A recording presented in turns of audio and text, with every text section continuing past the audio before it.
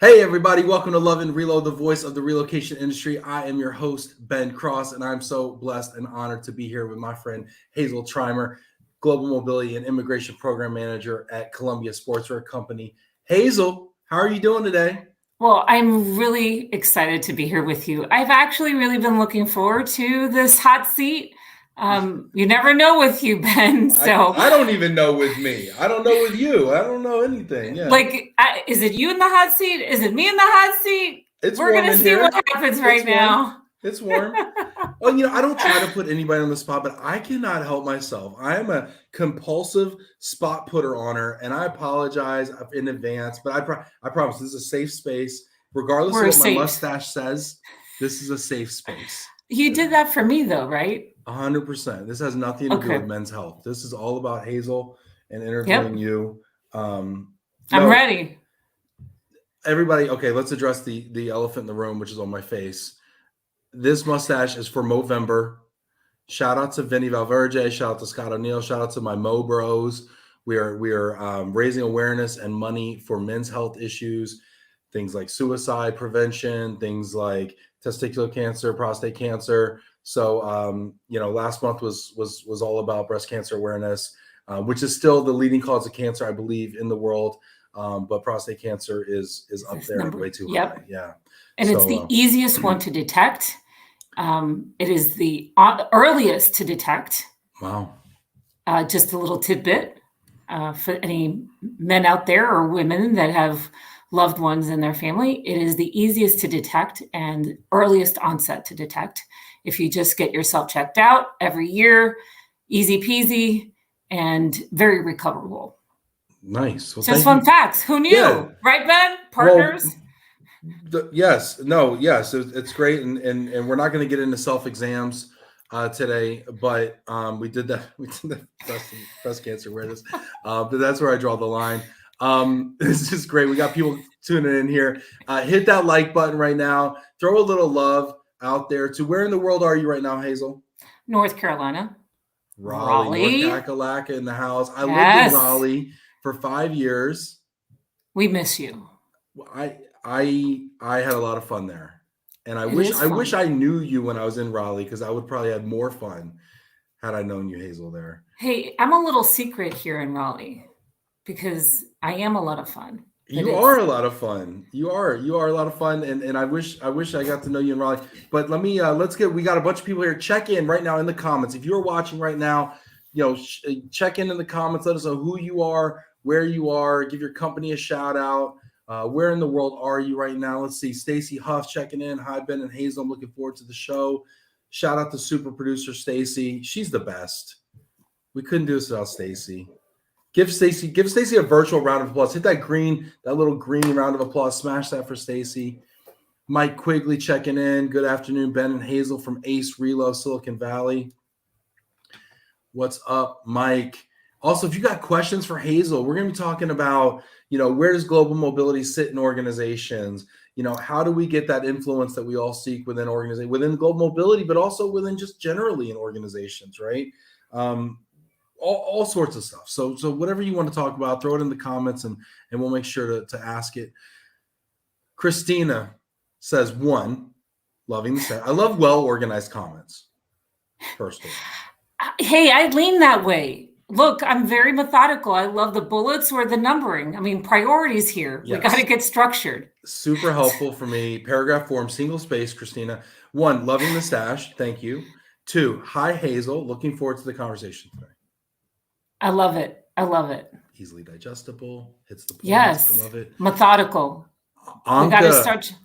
Way to go. What's up, Anka? Anka, are you still in Detroit land? Good to see Anka there. I see a tropical Cleveland. I'm a little confused, but I love Cleveland. Hey. Is this Miguel McGill? Hello, Heazel and Ben from tropical Cleveland, Ohio. I love that. I love that enthusiasm. Yes. It's what you make it, right? I think Cleveland's new slogan should be, it's what you make it. Because I talk to people from Cleveland and they love it. And I think it's really what you make it. like everything, right? Cleveland's really a microcosm. I think they say that's a bellwether. Jana saying, hello, Heazel. Looking forward to this conversation here from Rio. Now, Rio, truly tropical. Jana. Yes. Jana's amazing. Jana is one of the most optimistic people. She truly makes amazing things out of any situation, but also lives in Rio. Hello from Dallas, Interlink relocation. What's up? Is that Kathleen? I think it's coming up LinkedIn user, but I think it's Kathleen. I love that we have Brazil represented. Brazil represented, yes. Me encanta, me encanta. You know, I could start throwing in, you know, I represent Latin America. How many languages do you speak? So don't let my skin color confuse you, okay? Por favor, no empieces, okay? Por favor. So I represent the Latino congregation, okay? Nice. I love it. This is fantastic. I love this. I like that. You're thrown off, Ben. I'm putting you in the hot seat. I love it. I am. Okay. Okay, Heazel, where are you from originally? So I was born, I told you we don't talk about me, but I'll indulge this question. So Please. I was born and raised in Long Island. Long Island. Right? Waters and use guys. Right? Guys. For anybody on that's live watching from up north. So I'm representing Long Island. And then, but my family's from Colombia, Medellin. Nice. Medellin. Nice. So very cool. There you go. I love it. I love it. Shout out to Sylvia Rivas from Colombia. She's in global mobility down there. I know a couple. That's about most of the people I know in Colombia. Jack Jampel, hi folks. Jack from Philly. What up, Jack? I'd love to hear any questions you have, Jack. Let's get in there. Tim Quirk, hey y'all, can't wait for this conversation from Western New York. We got another New Yorker in the house. That's what's up. So Heazel, I grew up in White Plains, New York, Westchester County. No wonder I like you. Yeah. You're all right. See, okay.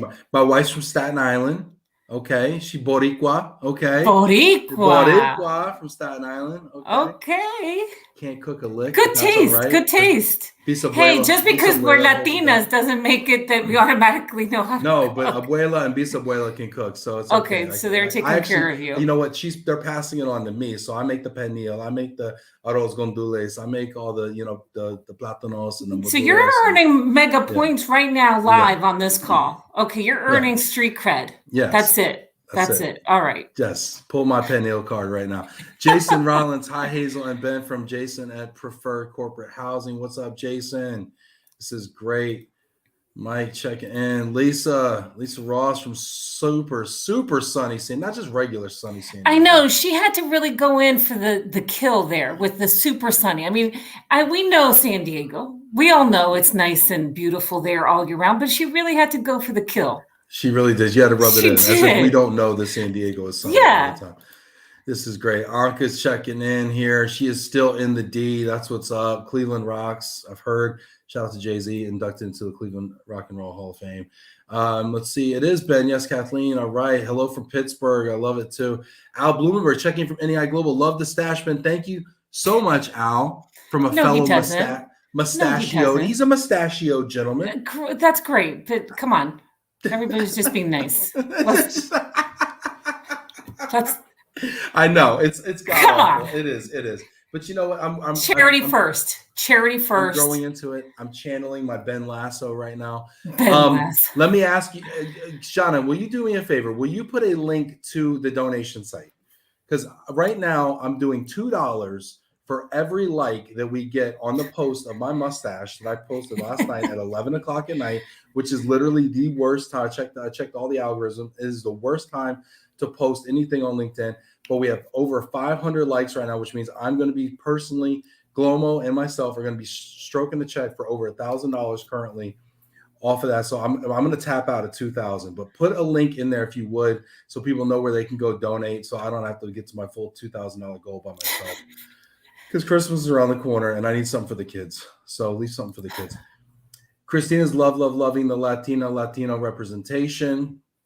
Absolutely. Much love. Brooklyn's Bienvenidos. Brooklyn, stand up. What up? Lynn. Hi, Heazel and Ben from Houston, the Woodlands. Lynn, am I going to see you next week at HRP?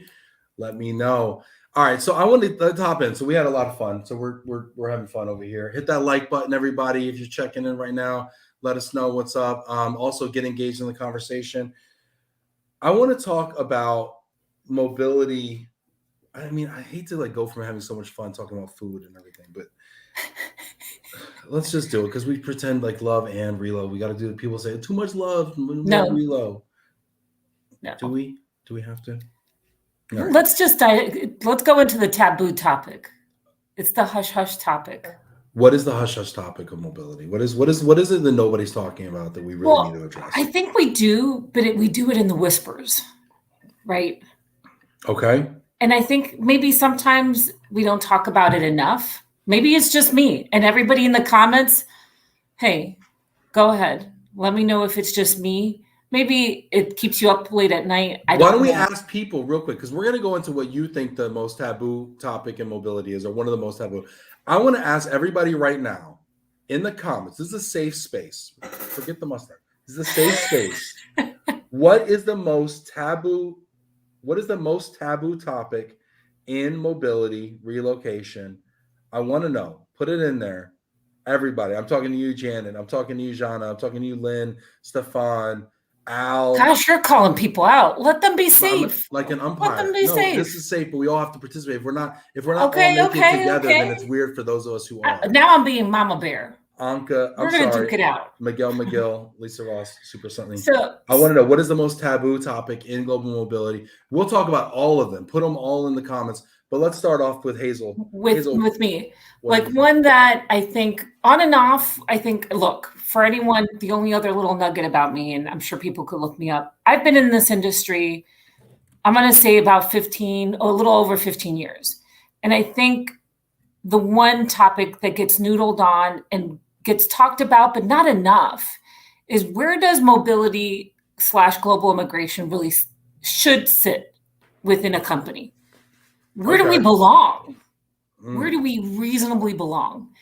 And I don't know if we within our, and I think for vendors that are listening, for our partners, our strategic partners, if they don't understand the dynamics and the politics, they get a negative consequence of us not being properly aligned within a company. Explain that. How does that impact other people? Like, why should other people care where mobility sits?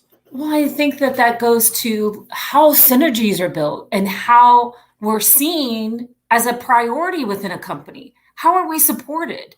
And what are we really doing as a player within a company? Let me explain. Yeah. So I think, and this is another taboo topic. I'm really exposing. I love it. I love taboo topics. I'm really going in, right? This is a safe space. If you as a mobility leader, and typically when I've run programs, I typically own both mobility and immigration. Some only own mobility, some only own immigration. But in this space, if you, as you're running a program, you see your role, and that's fundamentally where you start. If you see your role as compliance, governance, you're tapping into a whole complex weave of topics. You're just not operational. You're not transactional. You're not administrative. But this area is fundamentally a strategic component of the wealth health of a company. You are tapping into supporting talent management, the future of the strategy of the growth of the company. And so the underbelly of that is any merger and acquisition has components of, are there people on assignment? Are there people on domestic relocation? There's components of any new hiring strategy. There's components of, can mobility and immigration support those elements? So there's a web of mobility and immigration having a strategic seat at that table, right? So if we as mobility and immigration leaders understand that that's our spot at the table, right? Then there's components of compliance, regulations, regulatory elements. Now, if we anchor ourselves in that truth, that's our path or our swim lane, right? Mm-hmm. Then the taboo element is, do we sit in HR fundamentally? Because if HR historically over the last few years, I want to say 10 years, HR as an organization, some HR organizations see themselves as we give guidance, but we do not tell the business what to do. Well, that has a direct conflict with mobility and immigration, because we don't just give guidance. There's times where we as leaders our organization has to say no. Give me an example of that, because I when you say, HR hasn't always, has given guidance, but hasn't always like driven the decision making. Give me an example though of how it should, or how mobility should. So for example, if there is, an immigration complication, this relocation may not be able to be effective. We can't bend the law. If someone can't get a work permit, we can't force a international assignment. We can't force a situation to happen. So then we have to say, okay, the work permit cannot be executed. Then this assignment is a no. We have to undo this. We have to kind of pick somebody else that will work. So that's just one minor example. Sure. This is not a guidance. The law says the work permit is rejected. The government said no. Right. So in this, we're not a function that is guiding, where we're giving options, where there's been a definite result. So the option is we have to pick someone else. Yeah, there's not a set of options. Okay, yeah, that makes a lot of sense. Right. So whereas other organizations or other functions within HR, you could technically have the position that you are providing guidance, and you are like a business partner. You're providing the bumpers. But now you're talking about providing requirements. These are requirements. Right. This has to happen, or else it's a non-starter. Right. So the taboo here, right, the unspoken words is, does global mobility and immigration really fit within HR? In the past, we've bounced around. Like some companies throws us under talent operations. Some companies tack us into total rewards. These are all still within HR. So then the question becomes, do we, where is the right fit for global mobility and immigration? And that's what I was going to ask you. And maybe I want to ask everyone in the comments. Yeah. Right now we're talking about the most taboo topics in global mobility, one of which being, where does it sit? Where should it sit? Is it part of HR? Does it need to be part of somewhere else? People are in the comments here. This is Anka's 100% with you, Heazel. She's a practitioner. People are checking in from NYC. Some people just can't even follow this conversation whatsoever because of my mustache, which I totally get. Anka's got a suggestion. We're going to get to that one as well. Your mustache is throwing people off. Yeah. Mike, I'm sorry. Should I do it? I can do it like this for the rest of it. Mike Quigley saying truth, definitely strategic. Yes, Mike, we got to get there, but how? I'm going to ask Heazel that as well. Viva's checking in from the Netherlands here. Jack, I want to hear what your thoughts are. Jack says, as you said, our responsibility crosses so many areas, so there's no perfect one place for mobility. Jack, what do you think? Where should it sit ideally? You're designing. I know you love to design things from an experience standpoint. Jack, you're designing a company. Where does mobility sit? Anka, where does mobility sit in your opinion? I want to know. Heazel, where should mobility sit? So, drum roll. I don't want to ruffle anybody's feathers. So, look, I get that some companies don't have the right volume, but functionally, because we are tentacles that touches so many spaces, we are kind of one leg into HR and one leg into legal, one leg. If we were an octopus, we have technically one leg into HR, one leg into a shared services, one leg into legal, one leg into compliance. And that really positions, if you think about it strategically, finance from a tax and one leg into finance. Mm-hmm. When I come into a company, one of the first things I reach out to is I start partnering. I need to understand, and then, total rewards, depending. And I love Jack's comment. Some companies still have total rewards within HR. And so if your total reward sits outside of HR, then total rewards. Absolutely. But is total reward strategic enough? Well, I love that question, Ben. It's like you're handing me, like, do we script this? No, absolutely not. Quite absolutely the not. But some companies, I think there's like an internal, this is another taboo topic. Oh, we're really struggling into the taboo. So there is like a debate, I think an unspoken debate. Total rewards troopers are By the way, sister and I'm trying to brothers. visualize an unspoken debate. Is it like a staring contest? What is an unspoken debate? Well, I think in the industry, our Yeah, brothers and sisters in total rewards, Yes. I think have like they corner the name benefits. They love and feel like they have that term all to themselves, right? And so I don't think they like it when mobility leaders use the word benefits to use in reference to mobility benefits, mobility offerings. I don't know. I like the word benefits though. Heazel, I like it honest. too. I mean, what else are you going to call it? But I don't think I like it though, because if my company sends me to sunny San Diego to go, oversee and do a turnaround for 2 weeks or something like that, and fire somebody, hire somebody, and get the ship righted again, is it a benefit? I mean, maybe it's San Diego, right? But like, is that a benefit, or is that just like, that's my job and you're getting me there? Like I feel like in some ways, I mean, global mobility is in some ways to keep an employee whole who's doing something far above and beyond the call of duty and going somewhere in order to take the company where it needs to go physically and economically.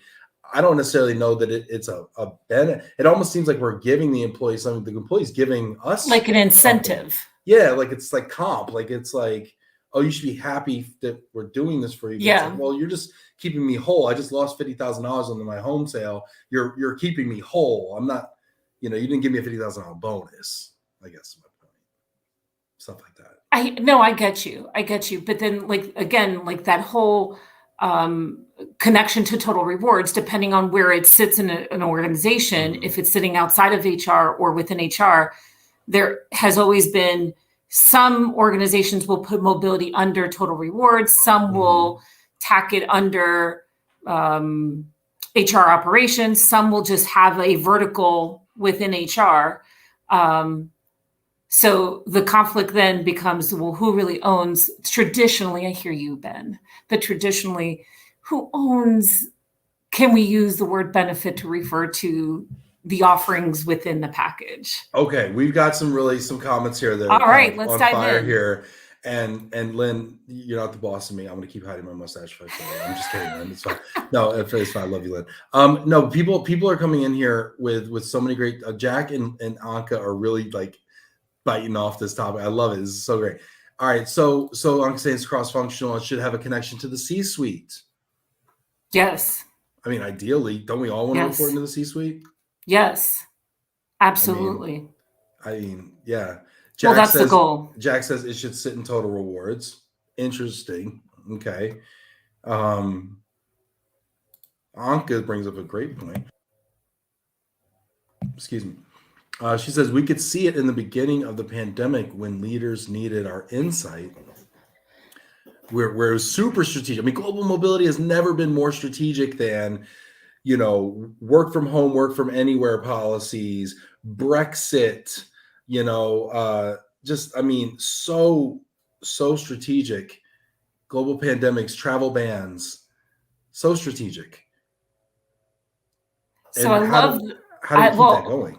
Well, it's interesting you say that. So I think I agree. I think for the longest time, there's been kind of the pendulum kind of moving back and forth, but mobility and immigration should be and will always be a strategic player. And for anyone working through a program, trying to elevate it, it needs to be seen at the C-suite. So that should be a very strategic path or a goal.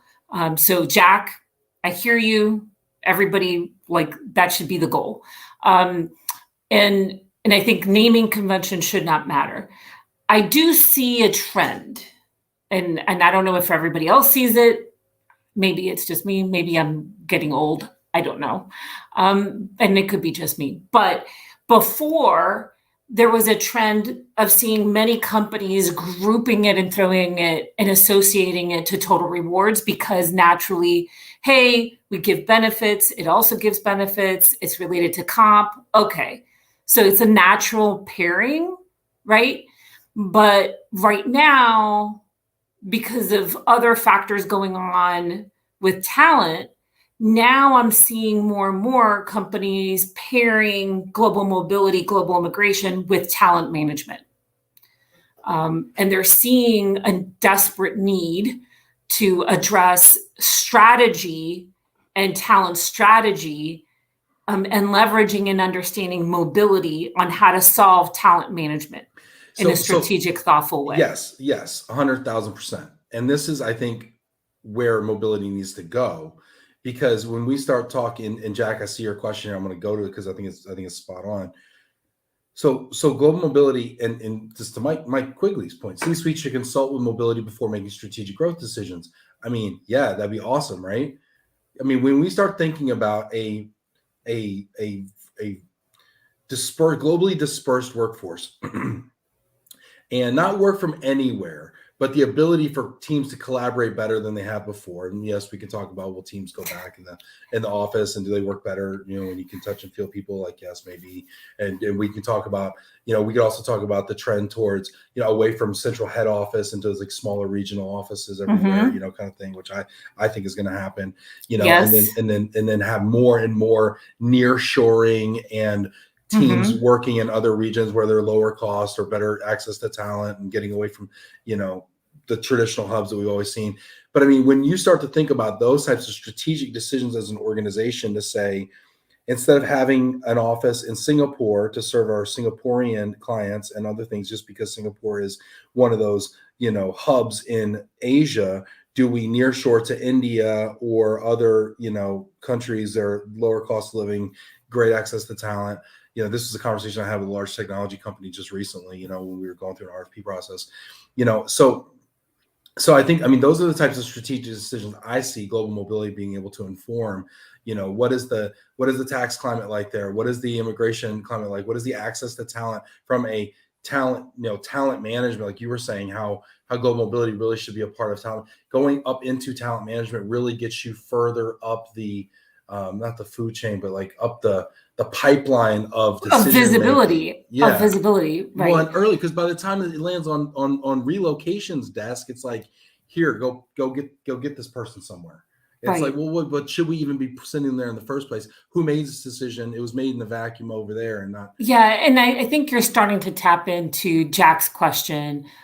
Define strategic, right? Yes. And right. I think that looks different for every company, because you're fighting, all of us as mobility leaders, and if you're a vendor, you're also trying to understand what your clients are going through, right?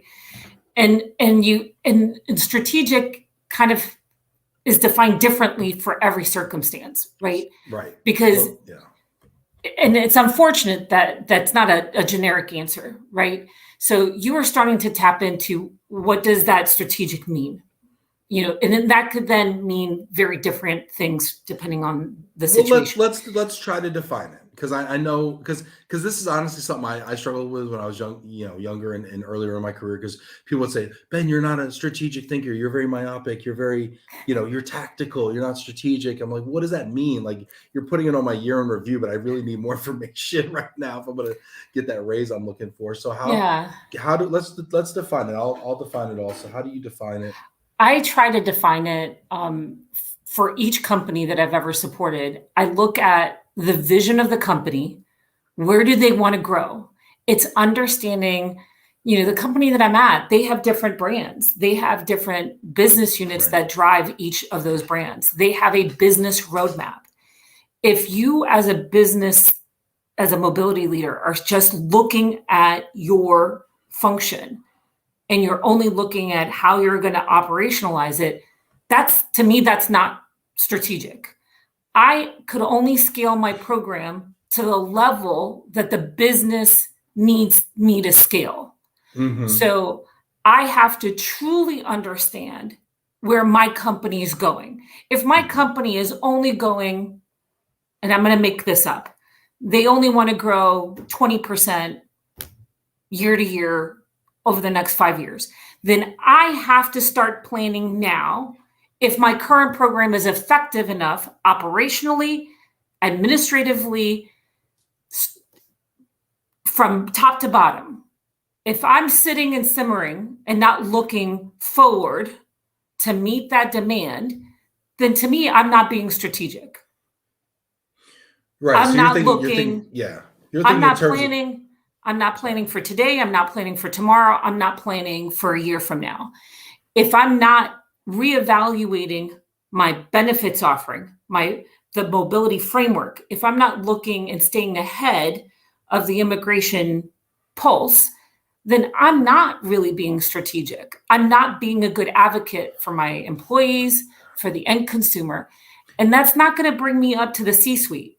That's not going to bring me up to the C-suite because I'm not going to give them the data that they need to make data-based decisions so I could articulate to them what they're missing, right? If I can't have a conversation that says, I understand your business driver is X, but here's how mobility is going to support your vision to drive X, then I'm not really bringing any value add. I'm not helping them understand that.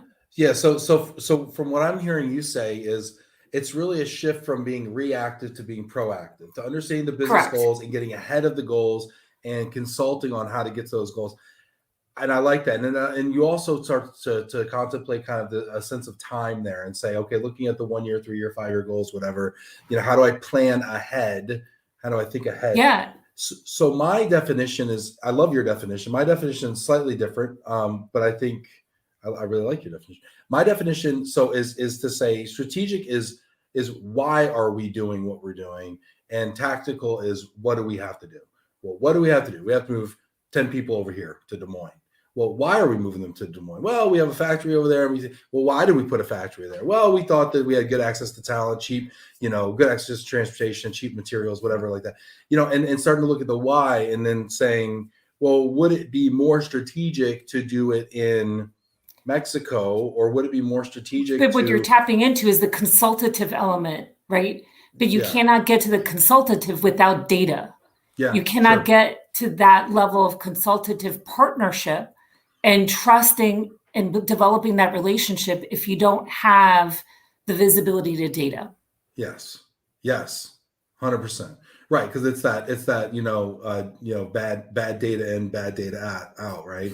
Right. Bad data in, bad decisions out, kind of thing. Look at this. We got people checking in here. This is fantastic. Yes, Atlanta. I love Atlanta. Yes. Keep it coming here. Look at Richard from London. Great to be here as always. Thank you, Richard. Good to see you. But it's a dynamic answer, right? And I love Jack for asking that question because every company, it's a very different challenge, and that's why I said it's not a one size fits all, right? Yes, for sure. And again, remember, we started this conversation with that taboo topic. It's the conversations that some of us have in smaller groups are we in the right place within our company? Because that may hinder us in how effective we can be to become that strategic partner, to have access to that information, to navigate some of these conversations so we could deliver on those goods, right? So we could adjust and pivot. Yes. So if you're tuning in right now, welcome. Hit that like button right now. We are talking about taboo topics in global mobility. Feel free to throw your taboo topics into the comments. What do you think are some of the taboo topics? What are things that nobody's talking about that we really need to talk about? Heazel and I will dive into them. We talked about kind of where does global mobility sit in an organization. That's kind of a taboo topic, especially from a corporate side, and something that people wrestle with. Speaking of which, Vinny Valverde is checking in here, a good friend and my Mo bro from Portland. Good to see you. Al Blumenberg, great points. Thank you, Al. Heazel's on fire. Christina's saying, yes, if you have data, it can completely change the way you have been seen by the C-suite. Yes, coming correct in the C-suite and making sure that you're heard and that you have the influence and the credibility you need. I'd love to hear your thoughts on that real quick. I want to read 2 more comments, and I want to hear your thought on that. Cliff checking in from Atlanta. That's what's up. Oh, look, we got some good topics here. Robert says corporate global mobility professionals must perform as strategic advisors to be recognized, then intentionally get to the table to provide the due diligence needed for global expansion, acquisitions, moving high potentials to their assignments. Also, when you relocate your C-suite members in an amazing way, you surely get their ear.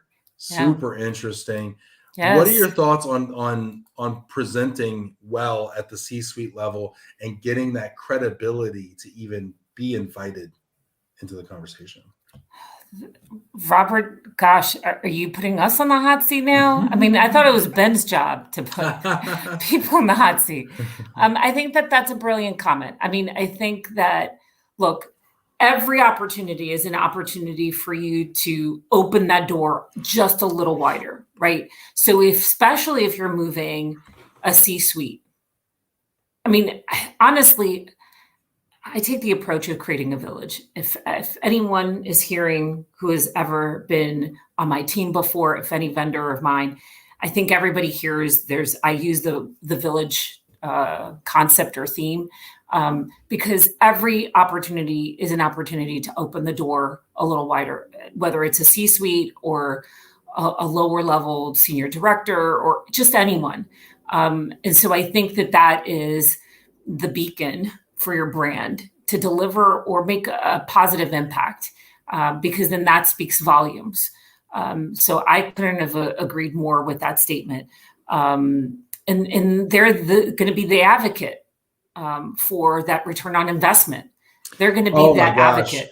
Yes, because return on, and I'm so sorry about this glare right now. I look like a zebra, but return on investment is one of those things that so many people ask for it.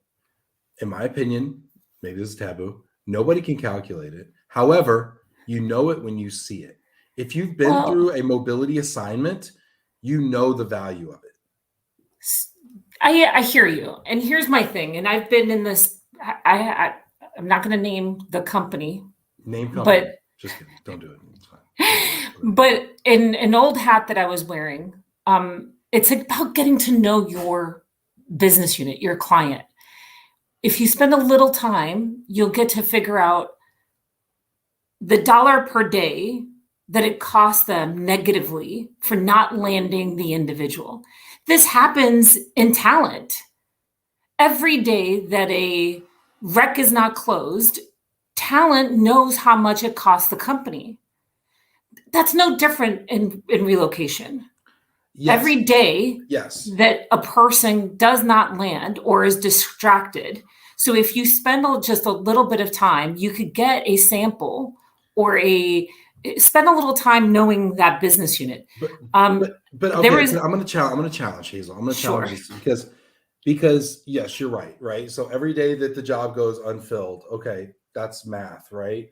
I'm going to give you an example, Ben.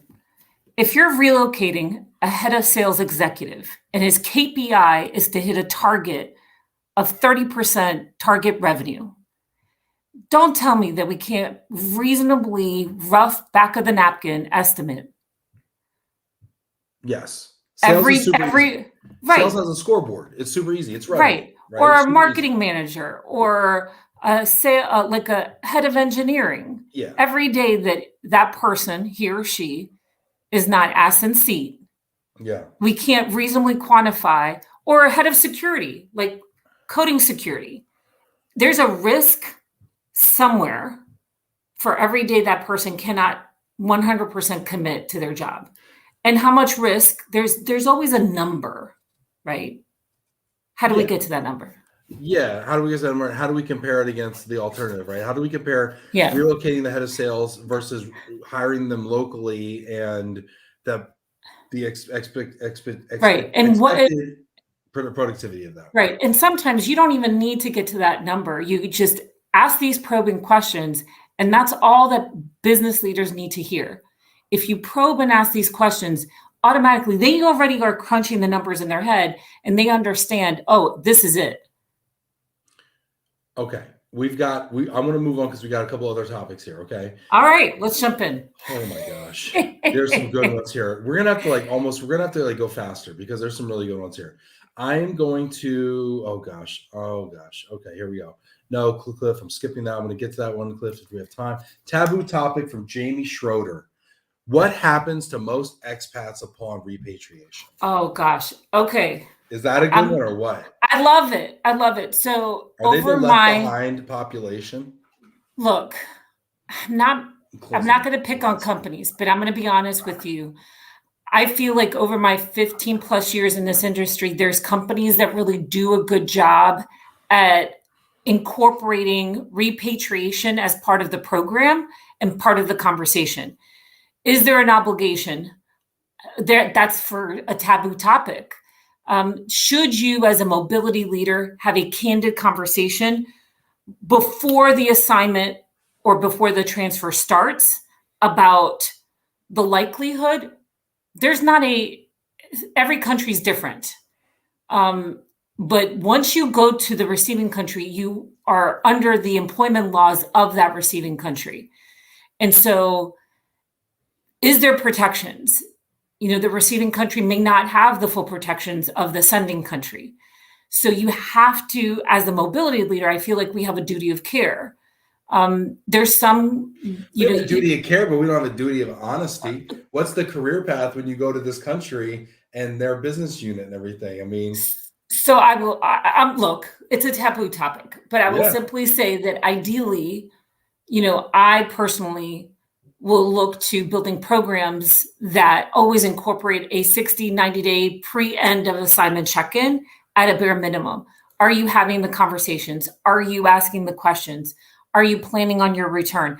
At a fundamental level, I think we do have that responsibility. Other than that, a person is responsible for their own career management, and they need to have these conversations with their manager. Okay. But I think that is... Yeah, you're right. You're absolutely That is part of the program. You're absolutely right. But it is taboo. Yeah. So this is kind of a follow-up question. We might have already answered this. Are GM professionals still finding that the value of the assignment is often not being seen, and upon repatriation, the employee may struggle to find their place or they depart within 2 years? I think that's part of us bringing more value add. I think that's a disservice. And so it depends on the business driver, right? Now, here's where we're getting dirty about some of the underbelly of what we do. Yeah, right? The dark side of what we do. So if you're a program, when you get an assignment request, you're not being candid with the requester about what is your business driver, what is the purpose. And if from a business perspective, we just have a need, it's one and done, and you as the mobility consultant, you're not pushing back and saying, well, what's going to happen to their job? And you're not challenging, then I feel that we have to be Switzerland. We're neutral. So we really have to advocate all sides of it and make them think through not just the today request, but the future. So be strategic, right? We need to encourage the business to be more strategic. We can't just throw people out to the wolves and let the cards fall where they may. So having hard conversations is part of our job, but stopping the process completely, no. So this is the dirty underbelly, Ben. Love it. Dirty Underbelly is my middle name. Vinny Valverge, taboo topic. Yes, I'm going there. He said, yes, I'm going there. I love it, Vinny. Corporate mobility professionals, including me, need to see and treat all the partners like an extension of the team. Yes. One thing that is missing is for us to include all on the strategic discussion on what is or may happen to our companies in the next 1 to 5 years. This will only ensure that they can, quote, partner with us to accomplish the goals and not just being a vendor. Here, I said it. Well, I love it, but I'm going to have a caveat to that, Vinny, if I may. Sorry. And I'm going to say this, and I said it, I was on a panel discussion at the beginning of the pandemic, and I'm going to throw another little wrench to that statement. Ooh. And for the vendors that are listening to us, here's some words of advice. I don't give all vendors out of the gate the term a strategic partner. You got to earn it. I see. How do you earn it? Tell me, what are the criteria? I like this. You got to earn it, but how do you earn it? I mean, look, you got to we show want to up. see it at the table too. Vendors want to see it at the table too. Of course, but look, if you're not going to show up, if you're not going to, don't give me a problem and not a solution. Don't nickel and dime me. Don't sit back and watch problems and not be transparent. Bring your A game. You don't by default get the name strategic partner or a partner if you're really not going to be a partner. So if they're being reactive and if they're just being transactional, then you're not a partner, and you're not a partner. Right. But if they're thinking ahead, if they're bringing solutions to the table, maybe before problems. And if they're being transparent, then you're creating a trusting, workable relationship, an active member of my village. You're going to be an extended arm. But if you're not, then no. I like it. I like what you're saying. I will say, and I agree with everything you're saying, you got to earn it. You got to earn the opportunity. You got to earn the seat at the table. It's true for everybody in life, in business. You have to earn the seat at the table. That being said, there's so much more that partners, we'll call them partners, can bring, because they're all subject matter experts in their vertical, in their business. They're experts. And unfortunately, oftentimes they're just asked transactional questions. Yes. They're not asked strategic questions. Well, that's on us. And I've seen it too. And I love this question from Vinny, because I've seen it too many times where companies will put up a wall. Like, look, we gotta have a relationship. We're in it. This village does not become a village if I'm going to put up a wall. You know, if the company inside did something wrong, then I'm going to clean it up, because we're not going to point fingers, but you got to raise that expectation across the board. We're not going to hide our dirty clothes. We're just going to wash it, clean it. You know what I mean? Do your laundry out there. Vinny Valvergi says, I agree with you, but if we as a company selected them to assist with all of our relocations and assignments, they should be part of the strategic decision. If they are not, then we should choose a different partner. Well, I agree, Vinny, because sometimes we think we've made a great decision at RFP, but sometimes things don't appear as what they are. Okay, you brought up something. Now, this is my taboo. Are RFPs really the way we should be doing business? Is the RFP process broken? Is it really delivering best value? Is it almost incentivizing the opposite behaviors? Well, I don't know. Gosh, you're really you wanted to get taboo. We could have just talked about like mustaches or something. We could have talked about, cooking or something the whole time. You want to get taboo? Let's roll up the sleeves. Let's talk about. I'm rolling. Let's go. Look, old school me. Yeah. Because my gray hair's showing. Oh, good. Love it. Old school me will tell you laws, procedures, lawsuits, documentation, equity.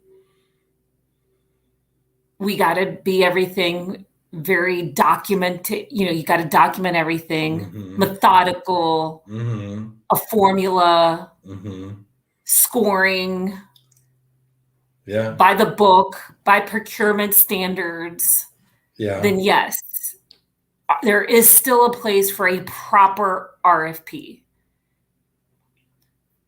But to your point, I think that we got to start being a little bit more bold, and I don't know. I think it can, if anyone on this live could come up with a brilliant new strategy to replace the old fashioned RFP without any company being sued, you're going to be a billionaire. I didn't know lawsuits were an option. I've been doing these RFPs I've been doing RFPs the whole time, not even knowing I could sue my client if I didn't get the business.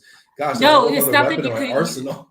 So no, not that you couldn't get the business, but if you technically, if you felt not invited and there was a potential loss of revenue, you could technically try or attempt. Yeah, you know how many RFPs I've been not invited to? I think I have a case. What it's else a little complicated, Ben. No, but I know. I'm being reductive. you're being here. facetious. I am. Yeah. I'm the mustache is talking these days to people. I'm sorry. Don't let the mustache. Don't let the mustache talk. Jamie says, "What else would you suggest?" We have some comments here, but I'll go out and I'll just off the dome here. All right. So I have a policy in my company. We don't do business with a company that we can't come to a one-page agreement with. If we don't feel we can shake hands and do business on the terms and what we say we're going to do, then we don't do business, period. And that's that. And so I think that when you go to market, the RFP is not a substitute for trust. It is not a substitute for because what if you don't ask the right questions? Exactly. And what if you ask questions that there's enough ambiguity and gray area, that the provider and the provider's not going to tell you there's gray area. They're just going to screw you on it, and then they're going to hit you with something afterwards. Well, but I thought that, and then people say, well, you're nickel and diming. Well, you didn't ask the right questions. So you chiseled me down over here, but you left all this area over here that I'm going to get you on, right? And that's not a good experience. So it's like, if I can't do business with you on a handshake, and I know handshakes don't hold up in court, but if you're relying on what's said in the contract, you've already lost. If I'm going to a contract and I say Section 42, Article B says this, we're already in a bad place. We're already in divorce court at that point. So much to say about look, Ben, maybe we just need one full hour just to talk about RFPs. Oh.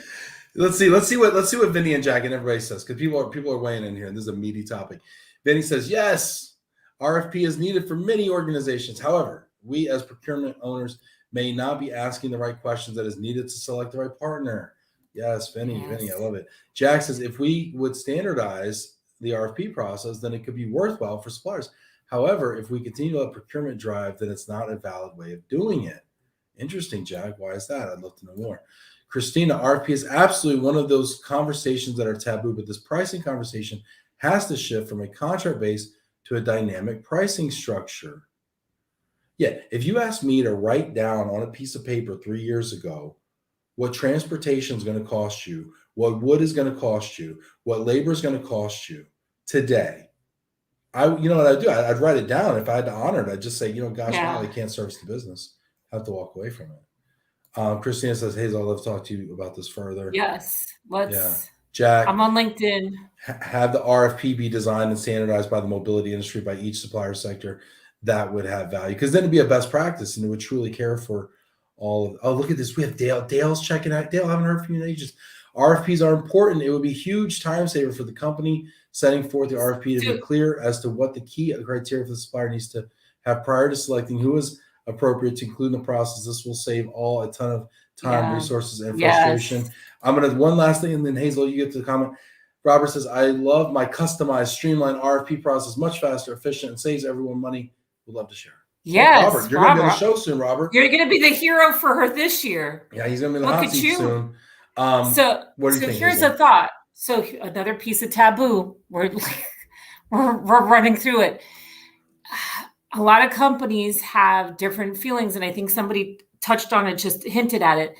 But procurement, the love-hate relationship with procurement and running these RFPs. Wait, there's a love side? I thought it was a hate relationship. No. Come on, Ben. We got to keep it clean here. We got to keep It's an inclusive show. Procurement, you're included too. It's okay. I'm going to remind you of your company's title, Love. It's a safe space. Love and Relo, and this is a safe space. It ain't love and space. Procurement, Heazel.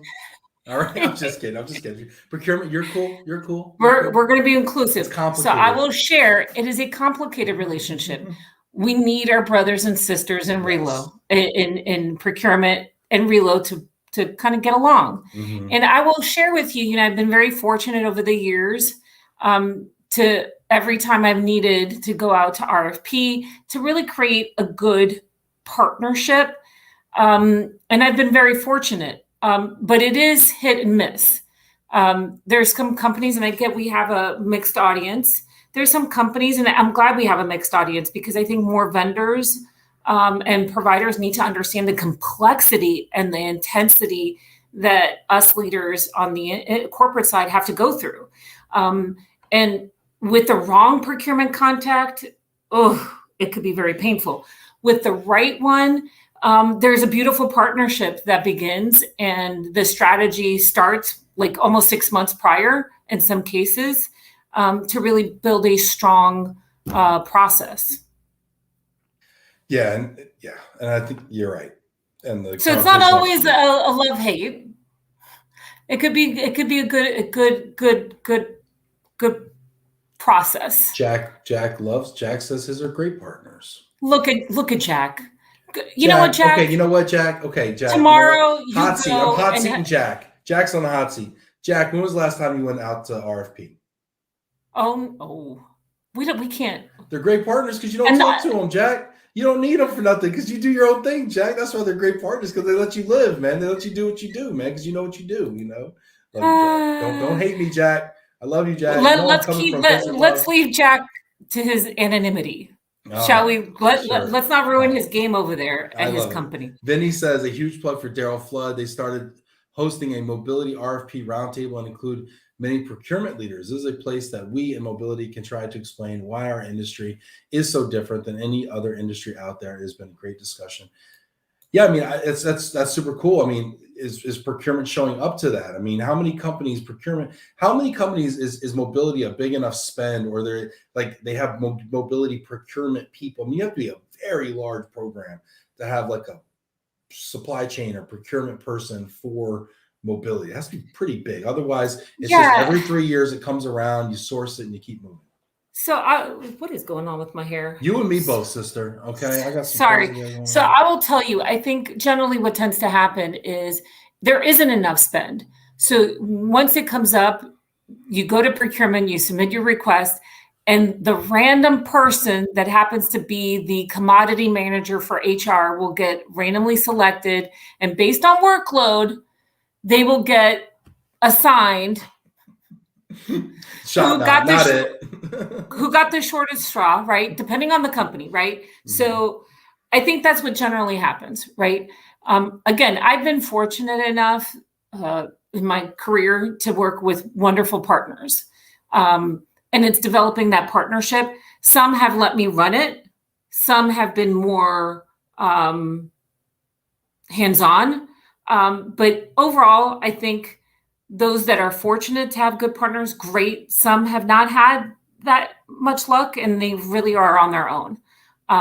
So, hey, great insight for those vendors listening to the live today, that it is complex and not everybody has equal support.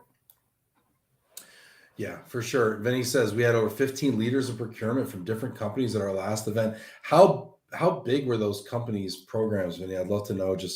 Were there any like 20 move, 50 move? I mean, were they like 1,000 move programs? Jack says, in your opinion, about warrants going out to RFP, is it length of time, issues, etc.? I'm gonna let you answer that, Heazel. Ooh. What warrants? So, oh gosh. So in general, I'm going to be very general. I think that if you have, any program, if you're not having the best cost structure, if you're not having the best service levels, I think in general, you should reconsider going to RFP. If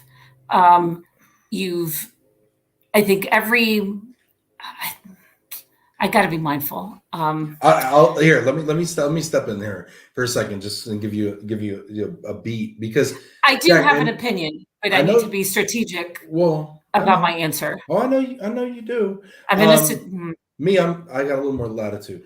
So Jack, in my opinion, I see where you're going to, right? Because if it ain't broke, why fix it? I would say don't go to RFP every 3 years as a matter of course. But correct. I would say put an RFI out there. See if there's any new ideas. See if there's Yeah. any innovations out there that we're not apprised of, and not not just like walking around. And I'm not saying you do this, Jack, at all. I'm not talking about you. I'm saying not just going around ERC and looking at the booths and seeing if there's any cool tech out there, but like put a genuine RFI out there and see what comes back at you. Because I do think it's I don't want to say test the market from like a full on pricing and everything, but I think from an innovation, especially if you look at the rate of innovation nowadays, and I know a lot of it's still some of this is still very much a men in trucks business, but a lot of it's not. There's a lot of technology out there. I mean, we got Christina from Price Point on there. Shout out to you. And we got some folks out there doing some interesting things. I mean, immigration technologies, a lot of stuff's happening. There's a lot of stuff from a process standpoint that's out there as well. There's, even on the household goods side, small shipment programs and containerization. So I mean, I think an RFI of sorts, some way to go out there and just get some ideas and kind of in a formal way and bring them together and just kind of look at them and say, is it worth going a bit or not? Because Jack, I understand if you hit it on the nose, Ben. Because it's not whether or not you have issues, but if you don't have a pulse on what is relatable, this is a perfect example on how you could tie it into how is your business evolving and what does that impact you. You could have the best vendor relationships, but being, sometimes, and I'm not saying it happens, but you could be taken for granted, right? People get too comfortable. Definitely. And in that space, and again, we're going into taboo topics, right? We got to lean into the uncomfortable, into the unspoken sometimes. And when vendors get too comfortable and when we get too comfortable, we start not seeing the unseen. We start not speaking for the unspoken. You don't know what you don't know, to Cliff's point here as well. And so I think it's important, 10 years, if you haven't in 10 years dusted off the shelves and reevaluated your framework or your benefit structure or your cost structure, or, just gotten a pulse, then I don't know, like, I'm not judging. There's no judgment. This is a safe space. But I think it's worth at least an RFI. Yeah, competitiveness, challenging the cost structure. Yeah, 10 years, you need to go to big, just from a pricing standpoint, to see what's going on. Because I talked to a company, large multinational company, that was doing business on 20-year-old contracts. They didn't even have the paperwork on it. Might have been a handshake. As much as I love a handshake deal, I walked in there and say, listen, I only shake hands with people I feel like aren't going to screw me, first of all. And I knew walking in there that they hadn't looked at the pricing in that long. They were not getting the best rate for sure. And there was a lot of sameness within their supply chain too. There's a taboo buzzer? Am I missing out on a taboo buzzer? Scott, you don't understand the budget we have for this show, Scott. I don't know. You think Steve Harvey's going to jump out here somewhere and like start? No, Scott ain't that kind of party, buddy. No, I'm kidding. No, this would be taboo buzzer from 90s board game. That's funny. No, Scott, I'm happy you're enjoying this. To be honest with you, Heazel, this is one of the best shows. And I hope everybody out there, do me a favor right now. Hit that like button right now. Feel free to reshare this also if you've heard something that you feel like other people in your network need to hear. Because there was a bunch of people on today, but there's a whole lot of people not on today. And I just think that there's a lot of things people need to hear. And we don't even have time for all of these RFIs, comments here. Robert Brizuela, ton of corporate folks, corporate experience on here. Complacency leads to mediocrity, 100%. This is fantastic. We could go on and on for a long time. There's some meaty stuff here, Heazel, but we can't. We have a list of taboo. Did we start a trend? Taboo Thursdays? Taboo Thursday. I dig it. Like Taco Tuesday. I don't know if I could compete with Taco Tuesday, but I'm leaning into Taboo Thursday. I think it works. Heazel, give us a final thought. Close us out here. Look, I didn't expect the level of how much our audience engaged. I know taboo topics are hard, but if we don't dive into them, then in secret, we're struggling with some of these topics and we can't unpack them and we can't find better alternative solutions, right? And when we start unpacking, then we kind of start getting clarity. And where is the new path in some of these? Maybe we pick one or two of these and start really diving into what's a better solution, right? But it's the taboo spaces where they're going to keep on being taboo if we just don't talk about it. I love it. That's So it. thank you to everybody. Thank you Yes. for everybody for your willingness to kind of speak it and dive in with us. I love it. I feel like the audience was, I mean, Heazel, you were great, but the audience was also kind of like the co-star of the show here because Absolutely. they were so active, so smart. I mean, a lot of smart people taking time out of their day to get into the conversation.